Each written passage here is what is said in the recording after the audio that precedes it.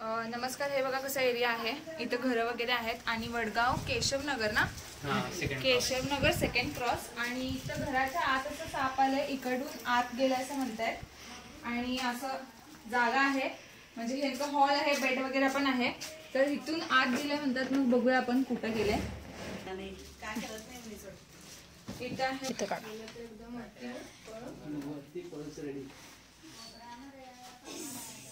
इथं आहे. आता आम्ही बघूया.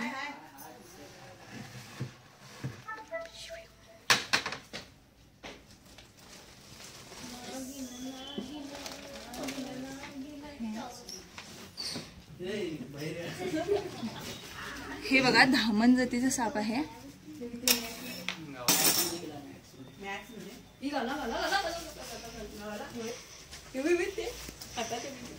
हे बघा असं धडपड करता आणि अटॅक करायला येते. पण हा दामण आहे आणि छोटा आहे.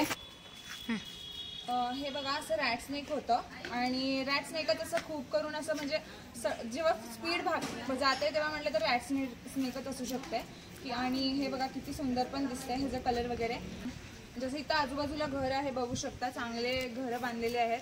आणि इथं मागे शेती वगैरे सुद्धा आहे. मग त्याच्यामुळे असं रॅट स्नेक्स येऊ शकतात, वेगळे येऊ शकतात. आणि हा तरी हुंदीर खाणारी मशीन म्हणतात, शेतकऱ्याचा मित्र सुद्धा म्हणतात. आणि हा जर मला असं हे सांगायचं आहे मेन पॉईंट म्हटलं तर, घराकडे जर हे तुम्ही रॅट स्नेक जरी असतील तर मग विषारी साप नाही येणार. कारण हे जे काम मेन आहे हुंदीर खायचं, ते जर हे बिनविषारी साप केलं घराकडे राहून तर मग विषारी साप आजूबाजूला येणार नाही जास्त करून. चुकून बाय मिस्टेक असं येऊ शकतंय. आणि हे असं नाही आहे मावशी की साप चावत नाही, साप सगळी चावतात. पण ह्याला विष नाही आहे म्हणून मी सांगितलं की हे नॉन वेनिमस आहे, म्हणूनच मी ह्याला असं हँडल करते. विष नाही आहे, बिनविषारी साप आहे. धामीन. हा धामीन, रॅट स्नेक इंग्लिश मध्ये म्हणतात. आणि हा धामीन आहे. आणि हुंदीर खूप खातो जसं मी म्हटलं. आणि नाही तो कधी असं डंक मारी ना. परवा एक वेरुळा पकडलेले असं असं करून हिनं मारत होता ताईला. तिथं ते राखी बांधली नाही, जसं मी असं असं करून असं डंच करत होती तिला. तिनं ग्लोव्ज घातलेली. हे 1 मिनिटात पकडले ताईला. कुठे होतं ते? बेडरूम मध्ये आत मध्ये.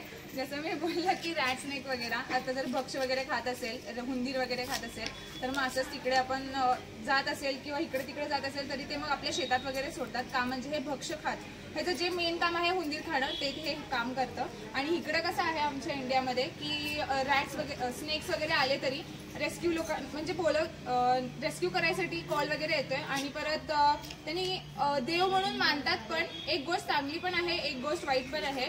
भरपूर जणांना असं मारतात आणि थोड्या जणांना असं आहे की हा हे देवाचं साप आहे म्हणून असं पूजा वगैरे पण करतात. सो आम्हाला हे एक चांगली गोष्ट आहे की त्याच्यामुळे आम्ही साप पण वाचवू शकतो. आणि तुम्ही पण वाचवा.